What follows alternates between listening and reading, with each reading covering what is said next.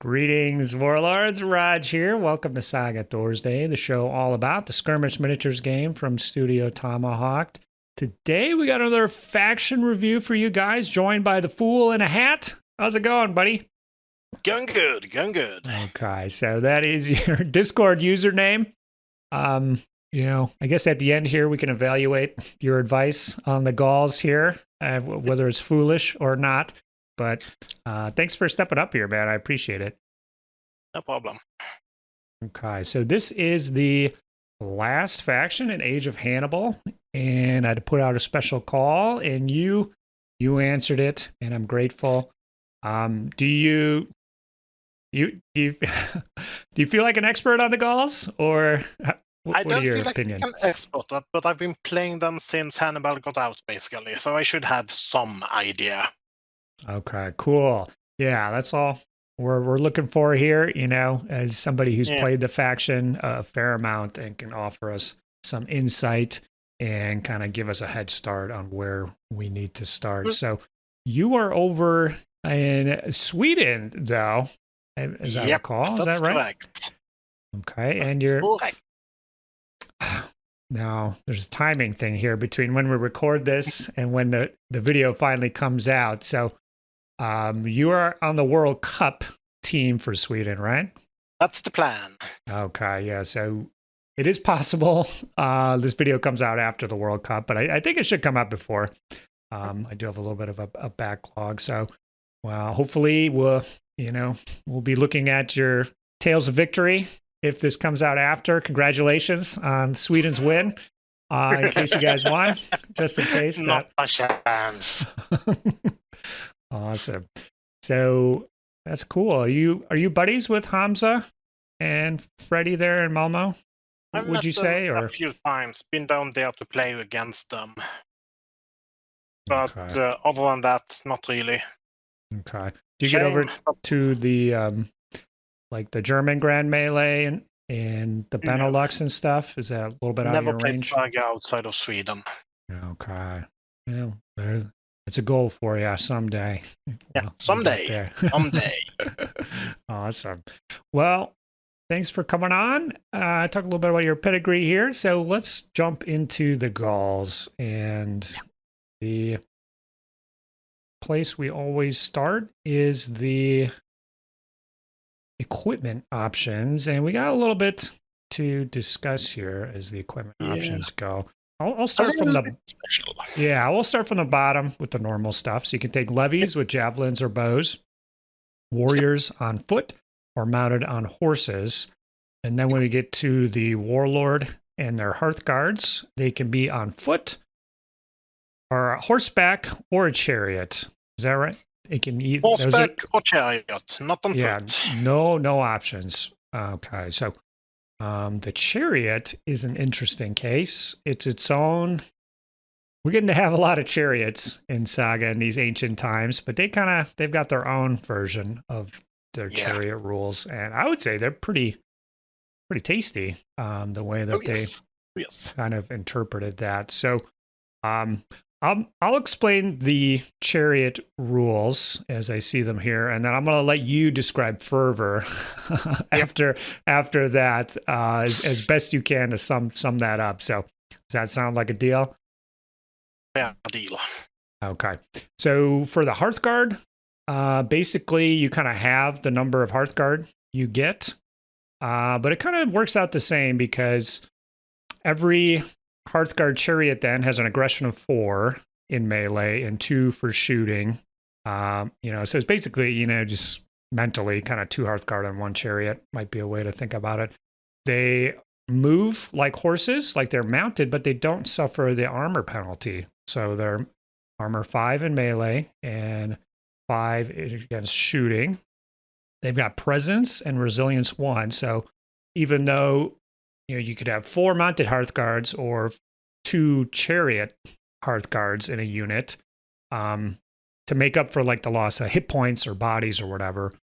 They get the resilience 1 rule, which is pretty cool.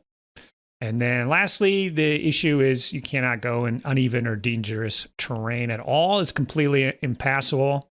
And if if you're on a horse anyways, you don't really want to do that. So not a big loss. So kind of just a boon here, I would say. You got resilience, which is great.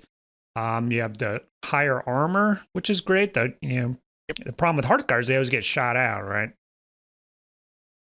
So this kind of saves them a little bit from that. So just a nice, solid Hearth Guard unit, which I think many people would love if they could take. The Warlord version is pretty simple. He just counts as mounted, and he can't go into terrain like these guys.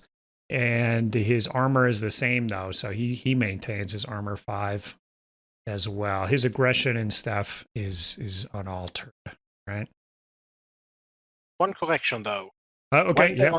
When they are on chariots, they also have javelins. Oh, okay. Yeah. So they're almost 4 in melee. Okay, that's true. Hey, yeah. Javelins. Yeah, baby. Okay, yeah. If we looked at the equipment, yeah. If I go back here, yeah. In the latter case, they're equipped with javelins. Cool. So you can have a warlord with javelins and Hearthguard with javelins. Yeah, and that does track. The one time I played against the Gauls, they were lighting me up with those javelins pretty well. So you hit harder. Your lower armor, there's fewer of you, but you have resilience. So overall, I like the chariots. I mean, I think if you want to be blunt about it, I would say that they're better. I don't know. What are your thoughts? There are ways that chariots interact with fervor that makes chariots not always the obvious choice. Okay. But they are quite good and quite fun to use. Yeah, I agree. I think they're a fun unit. And when I was playing against the Gauls, I was like, oh, yeah, those are cool. I think he had at least two units plus the Warlord on a chariot. And that worked good. 2 points of Hearthguard, is actually quite a lot for many people. Yes. So, yeah, nice little unit there that they get access to. The downside, of course, every chariot is kind of like 5 dudes. You got 2 horses, the driver, the chariot itself, 1 or 2 guys in the back. So you're paying the price that way, in my opinion. You're paying the price in paint. Okay. So, what's your kind of favorite composition for, or what have you been kind of the latest way you've been running these guys as far as Hearthguard, warrior levy points and stuff? Usually 6 Hearthguard or 3 chariots. It depends on the terrain. It depends on what the opponent puts up. And then 1 point of levy because they're always useful. Mm-hmm. And then the rest warriors. You need mass. Okay. That gives 28 warriors if I've done my math. Sure, yeah. So 1 point of levy, like 1.5 of Hearthguard. So a single unit of 3, and then the rest warriors. Now, do you like bigger warrior units or smaller, or mix it up? Does it go big or go home? All right, yeah, baby. I tend to favor a run of 10 in 1 unit and then 2 units of 9. Okay. That gives you 3 solid punches, and they won't be as solid once you're done. Sure. Now, do you put the Warlord on a chariot too, or I guess with him, like the base size of like a small horse base, is quite different than a large chariot base. So I could see maybe 2, they're kind of being a preference there. But which way do you like to run them? Usually on a horse, but that's more a model thing. I haven't had enough chariots to run a warlord on a chariot. But I've got 1 more now that I need to build. All right, cool. Yeah, and then I will try on a warlord on chariot as well. Okay. Yeah, I mean, I could see, some games you'd prefer the horse, some games the chariot. You can obviously swap them out as needed, but cool. All right, now I'm going to let you tell us about the fervor mechanic as best as you can summarize here. It's actually, I think, fairly simple, but there is some interesting stuff to it. So, Yeah, why don't you hit us with that? Yep. Basically, it's you can take fervor on almost all of your advanced saga abilities that give you a little bit of extra effect on them. You can take it on warriors and on Hearthguard and on your warlord, but not on your levy. Okay. Also, you cannot take more than the number of figures in the unit, which is a cut against the chariots, because those are fewer units. Okay. And you can never take more than 3. 3 fervor, right? So it's kind of like, they're little tokens. It's kind of like an fatigue almost. They kind of follow you around. They build up. And I think you can't get more than 3. Kind of like fatigue. Usually on most units, you can't get more than 3. Exactly. And also, once you have 3 fervor, that means your unit will now activate as mercenaries. And act as mercenaries in regards to the battle board. And also, if they do get exhausted, they lose all fervor. Yeah, so that part interesting there. Yeah, you don't want to accidentally max out your fervor unless you intend to, because all of a sudden you won't be able to use your advanced saga abilities with that particular unit, right? There are ways around that. Okay. Ooh, okay. I like the sound of that.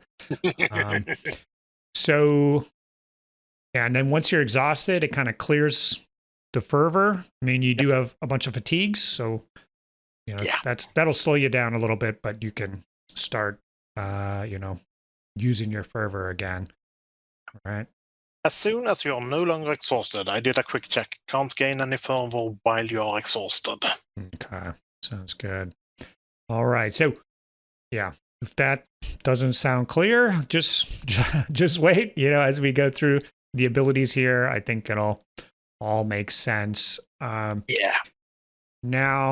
just remember, no more than 3. Okay.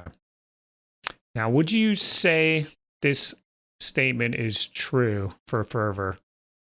Just always use the fervor part of the ability, or not? If when in doubt, use the fervor bonus and gain the fervor. Not always, but yes, when in doubt, use it. Okay. Yep. That was my one question here. So I guess we'll see as we go through here when you might want to save it. But all right, so let's jump to the battle board. Our favorite part, any faction review. Up top, we are looking at Vevictus. I'm being tested on my knowledge of Saga dice. Is that the common? That's the common. Okay. The cross spears are the common. I know the weird face is the rare. Correct. I guess we'll see what's in between those. But anyways, this is a melee ability. If you win the melee, then after casualties are removed, every other enemy unit within short of your unit must roll a die for each fervor on your unit. If a unit rolls at least 1/6 on these dice, it suffers a casualty. So casualties are awesome because the opponent does not roll defense dice, right? Correct. So, it's low odds on a 6, but if you do get it, you cause some damage. So you could have up to three fervor on a unit. Yep. So you could get up to 3 rolls on the enemy, but so you have to have the fervor. You have to win the melee. There have to be units within short. You can get yourself an attack die by spending the fervor. That's the little symbol down there, right? Yep. Okay, so get us started. Is this ability you like to use? It. Okay. Very rarely. I don't think I've used it even once, actually. It's a nice to have, but usually I'm all out of dice by the time I'm looking at it. Yeah, there are other things that are more fun to use. This one's kind of like icing on the cake because you're not going to plan on causing casualties because, at best it's 50-50, kind of. The one unit you'd probably want to do it against is the enemy warlord. But you're not going to win the melee against him, so you have to have something next to their warlord. Just kind of contingent on a lot of things. And also, if you charge the Warlord and win, he don't have to roll. It's every other enemy unit. Oh, okay. Yeah. I mean, it could So- also be fun against small half-guard units, but still, it's not a big chance. Yeah, so it's not, it's not even the unit that you fought, so that even knocks it down. So it's probably going to be 1 or 2 units at best. Oh, okay. Well, it is just a common die, and so icing on the cake here is never. The fact that it's a common die is actually a disadvantage. Okay. I have run out of common die. There's juicy stuff here with the commons. I like it. Okay. yes. So interesting ability here. Kind of shows us how the fervor interacts with the different stuff here. A lot of conditions on this one. So hopefully the next one here, maybe it's juicier. Maybe not. I don't know. yes. Display. Okay. So melee. So the horse. We've got the horse for the uncommon in the middle there. So all the dice here. We gain 2 defense dice in melee. Okay, that's pretty tasty. 2 fervor to cancel the first casualty, or 2 if you use a rare. Ooh, nice. So, Very nice. tell us about this one here. I've used it not often. I tend to be more aggressive. But with your half guard, especially on chariots, this is very nice. Yeah. So yeah, you could use this on the charge. You go in fresh or something. You could load a rare up there and just cancel 2 hits. So canceling hits is pretty awesome in the game of Saga.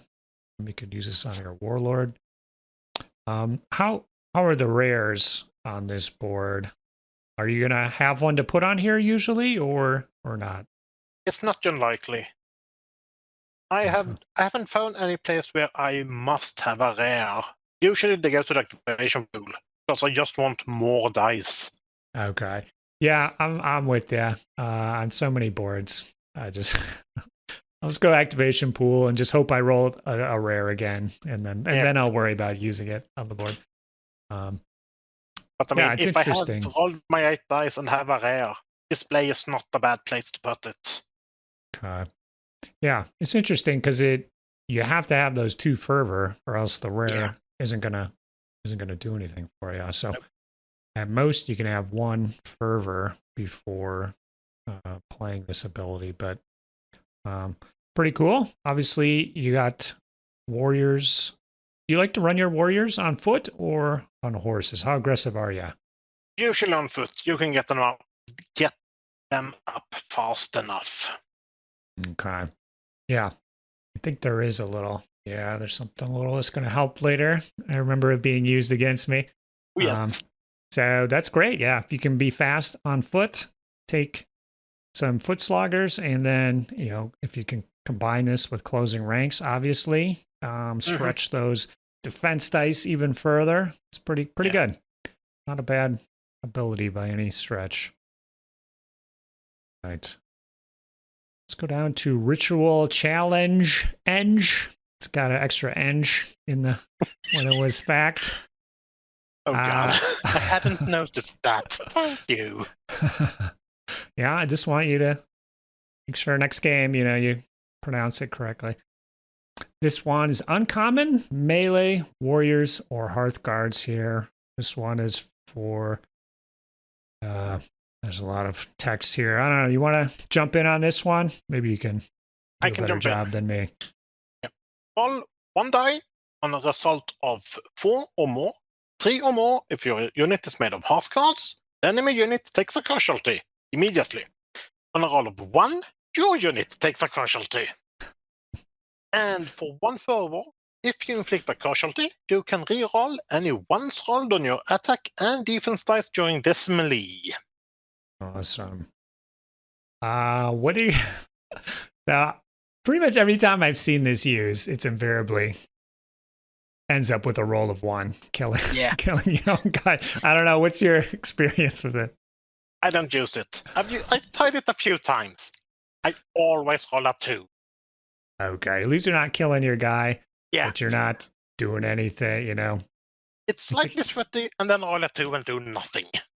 Mm-hmm. So you're paying an uncommon die for something that might not have any result at all. Even, and you could spend the fervor as well if you don't make the casualty. The fervor play doesn't come into effect either. So another kind of interesting ability, kind of like that first one where there's a lot of conditions that have to line up. Yeah. And then even if everything's perfect, it might just, might just not work. Yeah, so you haven't used it that much, but any tale of success? I mean, you could have a warrior run in, kill the enemy warlord if he's exhausted or something outright. Yeah. Any crazy tales like killing an elephant? I haven't had anything, but theoretically, slam it into a bunch of half guard. All's fine. Automatic extra dead half guard. Yes, thank you. Okay. Yeah, for Hearthguard, I would definitely do that. And again, it's a casualty, so it bypasses the defense save. So it's actually kind of ragging on it, but it's not bad. If you just think about it. It's not bad. It's situational and too many moving parts. Mm-hmm. Okay. All right. Well, hopefully we can get a little better here. Moving on to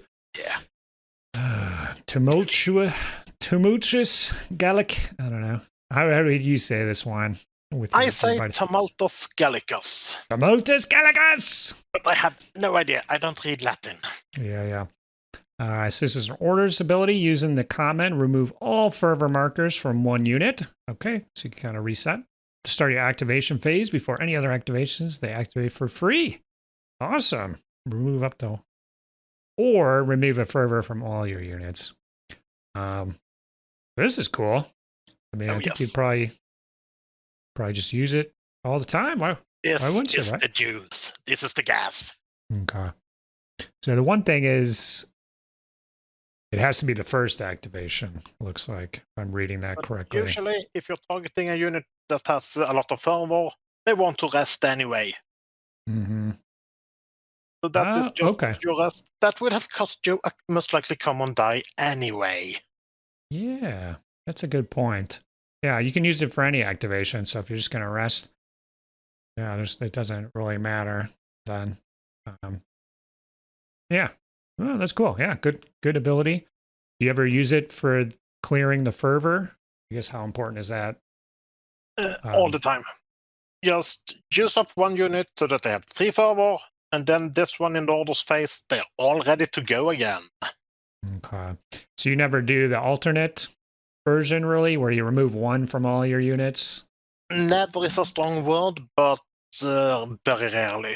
Usually I have one unit that's done their shit and want to do it again. Mm-hmm. Okay. Yeah, I think that makes sense. I mean, how many units do you have? 3, 4, or 5 fervor versus removing 3 fervor from one unit, plus you activate it versus not activate it. Yeah, just seems like a better way to do it. Yep.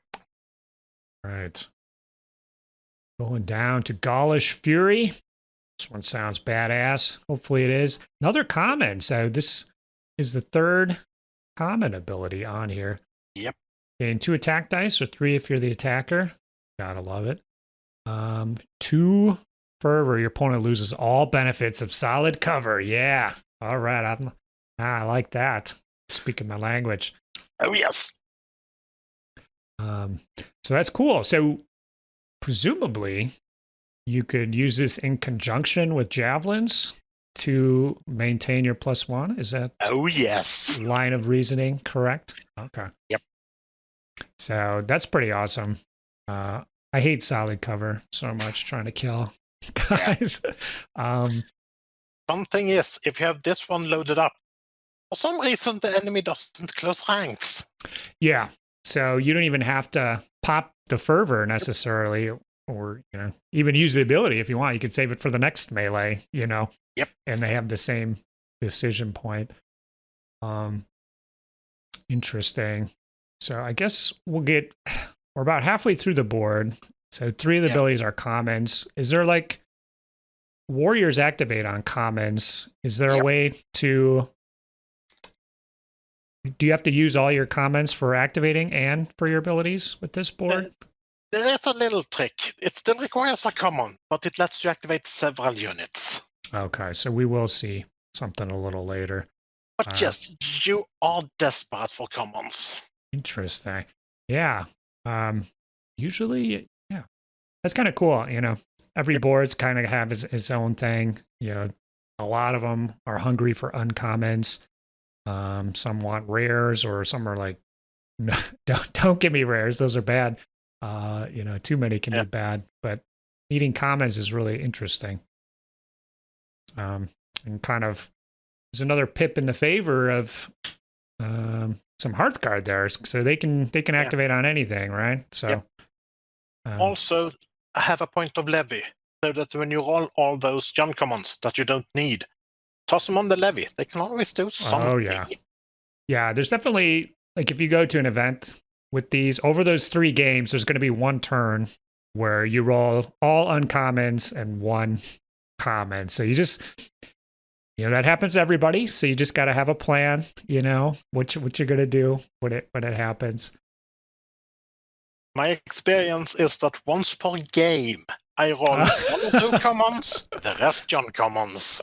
Once per game. Okay, that's pretty good odds. You gotta find the right faction that align. But I'm sure those will disappear as soon as you switch. I mean, it only works for the Gauls. If it's another faction where I need John commons, nope, not that kind of luck. Awesome. All right, well, let's get into the back half here. Now, this is another ability that has been fact. So another common foot unit without ranged weapons. So it's going to be your just warriors. That's it, right? Just warriors on foot. Activate to move. They count as being equipped with javelins until the end of the turn. And during the next shooting attack made by this unit, add automatic hit. Ooh, I like it. This is interesting. So they have to move first. So if you want to, you can fight with this unit, but you're probably going to, unless you can somehow lose that fatigue, you're probably going to gain a fatigue if you want to try to charge. So this is kind of like a purely shooting. Is that how you use it, or how do you like to roll? Usually it's shooting and then toss in another unit to deal with the unit that just got shot. Okay. Yeah, that makes sense. I love any kind of ability that'll let units shoot when they don't even have ranged equipment. So this one's great. You activate them with this dice. They're going to shoot for free because they have javelins. You know, you used to be able to shoot them a whole bunch of times. You still could, but you'd have to pay a lot of dice to do it, and you'd be taking fatigues. So it's probably just going to be one good solid shot, and you'll put an auto hit on. That's cool, yeah. Nothing. And I have to say, the name is perfect. We'll see later, but this one is before the wave. We'll get to the wave. All right, so you like to shoot first, then do the wave? This isn't after the wave. It's before. Exactly. Well, maybe they should have an ability maybe then after the wave that complements the wave, you know, like some kind of sequential thing. No, I think they do. Oh, okay. We'll get to that later. We'll get to that. All right. Wave, but it could be. I don't want to have any spoilers here. All right. Yeah. They count as being equipped until the end of the turn. So once we get to your opponent's turn, they're back to their normal, no special equipment ways, and no downside really that I can see. All right. Okay, this is another.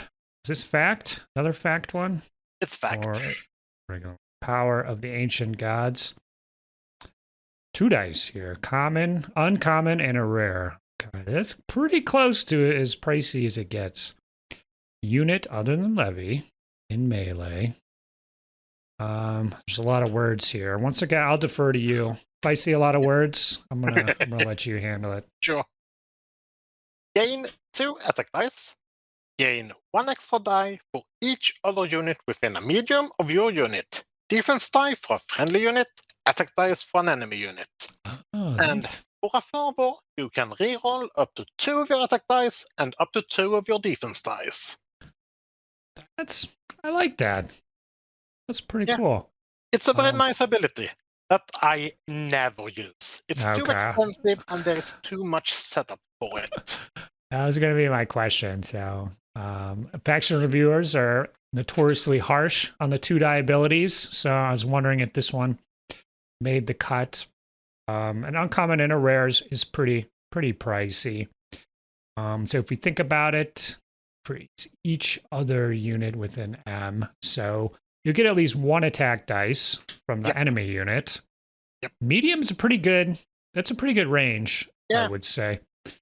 You must have used this at some point with a bucket load of attack and defense, or any stories for? Yeah. It's too much setup. Okay. At best, you might be able to get 5 attack dice. That's nice, and a bunch of defense dice. Sure, but you need to move everything exactly right, and the enemy needs to cooperate. Mm-hmm. It's much easier to just smash in with the rest. Yeah. So if we think about it, on average, you probably get 2 or 3 attack dice, maybe another on top of the 2, and at least maybe 1 or 2 defense dice with the rerolls. So you do get quite a bit, but it's tough when you're setting up your battle board always to slide 2 of your dice up onto an ability like this. That is the big killer, that it's 2 dice. I rarely have 2 dice left. Mm-hmm. Okay. Let's move on. See what's left here. Good stuff. Ooh, okay, I like the sound of that. Whirling Blow, common, uncommon here, another horsey. Yep. Ooh, reduce your armor by 1 to gain a +1 bonus on your attack dice. And gain 2 attack dice if you use a fervor. All right, I'm liking the sound of this. Are you liking this? Oh yes, it's good. Basically, you get javelins, but it stacks with javelins. Yeah, so you could get a +2. We've seen that it's harder for your opponent to deny you that +1. So all of a sudden, your Hearthguard can get hit with +2s. You don't even really need a fatigue on the enemy unit. You could go against warriors or something. You're hitting on 2s at that point, without anything else intervening. And your armor's lower by 1, but you got that resilience, right? Things will be all right. Exactly. Maybe you'll cancel a few hits with that 1 defense die ability. Yeah. Do you like to combo all these abilities together, or are they usually? How do you like to run them? Especially Whirling Blow and Gaulish Fury. That gives you a bucket load of dice. Yeah, so Gaulish Fury gives you 2 or 3 on the charge. Yeah. This will give you 2 more, so 5, +1 to hit at least, possibly +2 with the javelins. There's downsides to that, but you're certainly going to be hitting pretty darn hard. Yes. Any amazing stories of killing stuff with those 2 abilities? Wiping out Greek units that thought it was a good idea to close ranks. Awesome. They exploded. So you can smash into like the big Sarissa blocks. Will you? Yep. You'll throw these guys in. You're mounted. Things could get pretty Not ugly. My mounted unit. That is for the warriors. Okay, that's a job for the warriors. Running in under. Cool. I like the sound of that. Okay, I think I see a little tease here on the ability. I can just barely read the ability underneath. I think it says Gaulish Wave. Is that before the wave and then the Gaulish Wave? Yes, the wave. Here we go, baby. This is an activation using a common and uncommon. Choose one of your units, then up to 2 other friendly units with an S of the chosen unit. Activate each of these to charge, move, or shoot, baby. Each unit activated can take fervor to add very short. Okay, yeah, he was messing me up with this here. I thought I was just out of range, and all of a sudden, all my stuff was just barely in range. Yep. And I see you're giggling there. You must have pulled that once or twice on somebody. I would never. Yes. That's pretty cool. So, yeah, foot units charge 6 normally. So this gets you up to 8 inches. obviously you can combo with the mounted units, go from 12 inches to 14. It's pretty cool. I mean, that's like when you're dancing in the game of Saga, all you need is that little extra very short to put yourself And over just the the fact top. that you activate 3 units at least. 3 units almost guaranteed for 2 dice. Just that is very effective. Yeah, that's pretty cool. So they just, they got to be next to each other, but whatever. They are. You're going to make that. You're going to make that happen. And it only takes a single common, so 1 horsey, so save you some commons.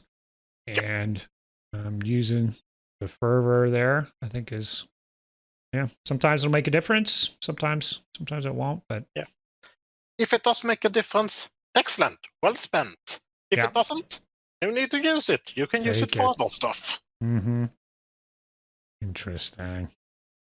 Of course, turn 1, it can be nice to do Gaulish Wave. Everyone uses a fervor, so you get that bit extra. And then clear it turn 2 with Tumultus Gallicus. Mm-hmm. That's cool. Yeah, so you can, do some turn 1 charges with your foot guys. If the enemy toes the line, we're exactly 12 apart. Move up medium, and then a medium plus a very short. 3 charges if you want it. That's cool. It's even, oh my gosh, if you do the chariots, they don't even, that's just 1 activation or mounted. You don't even have to do the double like the foot sloggers. Oh, baby. I feel like I'm playing Age of Magic, the Horde right now. And these models would be excellent double duty for the Horde in Age of Magic, as they have chariots as well. I am going to point out, I bought these as the Horde for Age of Magic. Oh, nice. And then we started to get rumors about Hannibal. That's awesome. That worked out perfect. They do excellent double duty. Yeah, that's cool. All right. Perseverance. Is this the last ability on the board here? All right. This is after the wave. This is uncommon or a rare activation reaction. So you're going to play this on the opponent's turn. Trigger after an enemy's activated shoot or charge. Before you resolve it, remove a fatigue. Yeah, baby. Or up to 2 okay, so you can remove fervor from your unit as well. Or instead, if you use the rare, you get to do both. So this is good. This is never bad. As long as you got the horse to do it. I guess, is that fervor, removing that, is that important enough to use a rare? I've done it a few times. Okay. The fatigue is usually more important, but if you can get rid of fervor as well, excellent. Mm-hmm. Yeah, so if we look back and think about that defense dice ability, I think it was 2 fervor to remove a casualty. So you're basically playing a rare up front to remove a casualty on the back end when you pop that ability later, kind of. Or you could just get more attack dice or something with one of the other abilities. The other ones aren't as good when you're defending, but you can close ranks and then display so you can cancel off a casualty. Perfect. Okay. So they should have called it after the wave. Missed opportunity here, like you said, but not bad at all. So we've seen kind of a mix of everything here. So we've got some fatigue management. We got some defense. There was 2 defensive abilities. You got extra movement. You can do some auto hits. You can cancel casualties. You can shoot with units that normally can't because you have the javelin ability. You have that first ability too that is kind of like a shoot, even though if you never use it. You've got the multi-activation with speed boost. So this all looks good to me. Is there like a point where it kind of falls apart usually for you, or why isn't this faction more popular? I would say. I have no idea. It's like Vikings, but actually good. Yeah, Vikings would love to see all this. You could see ferocity tokens or something. Like you could. Yep. That's actually not a bad idea. Might do demos or something. This might be a better board to use for Vikings. Yeah, I don't know. I played one guy. So there's one guy in that I know that plays these, but like at Adepticon and stuff, maybe there was, but I didn't see it. Is it just the painting of chariots, you think? Any I don't theories? think so. You don't have to paint chariots. You can make do with just mounted models. It works. Mm-hmm. These are cool though. After every faction review, I want to play the warband. I got to add these guys. Yeah. Add them to the list. That's all no problem. Starts with some Carthaginian allies, and all of a sudden, I got a few chariots, and then more chariots. What's your warband you have trouble playing against, would you say? Or any? Can you stand up to the Sarissas and kind of those? There's a few different ones. Sarissa is no problem. Okay, I like the sound of that. Gallic warriors eat Sarissa for lunch. Right, I like the sound of that. More dangerous are mobile things. I haven't met Numidians, but I think that would be awful. Okay. Yeah, I could lots see of cavalry, lots of shooting. I have no defense against that. Yeah, you have one ability, but like the Midian, if they're coming in with javelins, so Carthaginians can get some jav horse. Numidians, like you say, maybe not totally familiar with all the Alexander factions, but all of a sudden you have your elite unit of Hearthguard, they're hitting them on 3s. You burn through that resilience pretty quick when you're armored 3. They could come in for the charge, do some damage, and you're exhausted one way or the other, and they plink the javelin shot to finish you off, potentially. Yeah. So interesting. So more mobile factions and kind of javelins maybe give you trouble.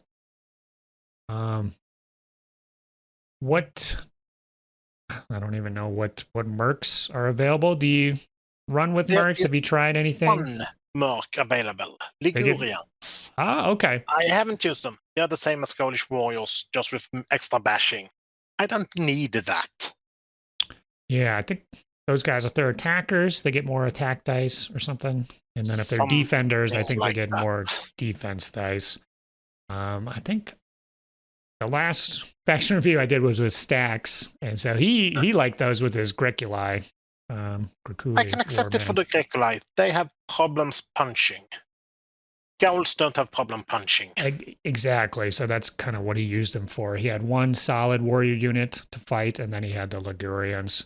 So if you feel that all your troops can fight well enough, you've got this other unit then that can't multi-activate, can't use your Saga ability, and is maybe kind of tripping you up.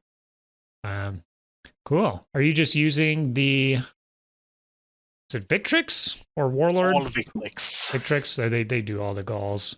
Yeah.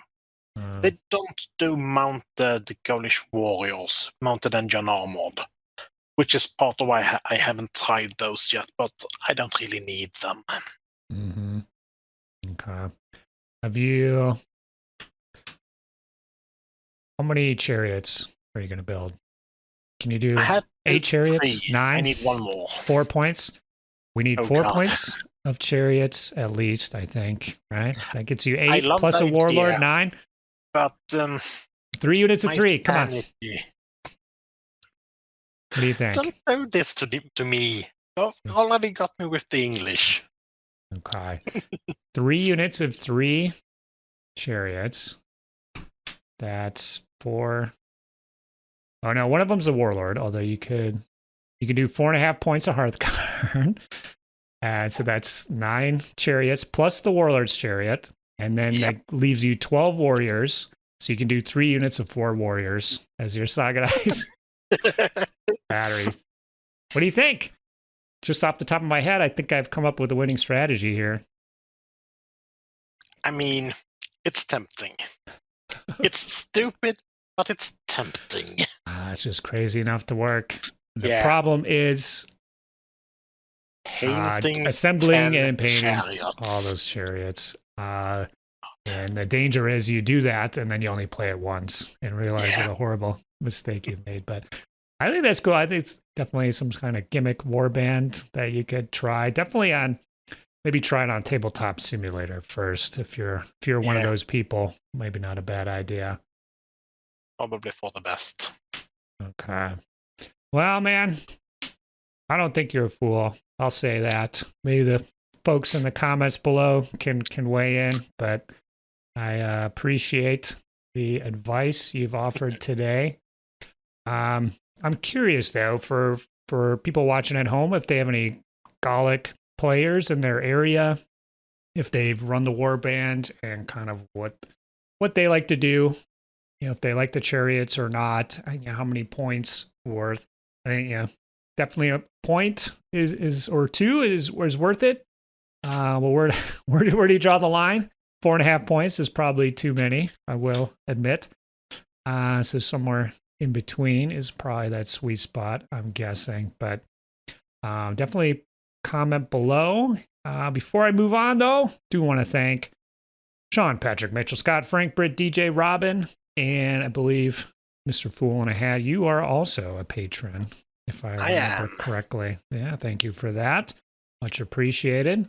Wouldn't be doing these videos without you guys, and especially thanks to all the patrons. I've been reaching out specifically for the faction reviews, and you responded. And now with your help, we've got Hannibal under our belt, and Monty and I can do our Age of Hannibal kind of overall arching faction review style show where we kind of talk about strengths, weaknesses, and play styles. And so those are some of my favorite episodes to do, but I don't want to do them until I've done a faction review for each of those. So you, my friend, made that happen. Thank you. No problem. All right, man. Well, I think that's going to do it for today. Hopefully we haven't seen the last of you. And if we're recording this before the World Cup, so I will say good luck. This might be out before the World Cup, and that'll hold.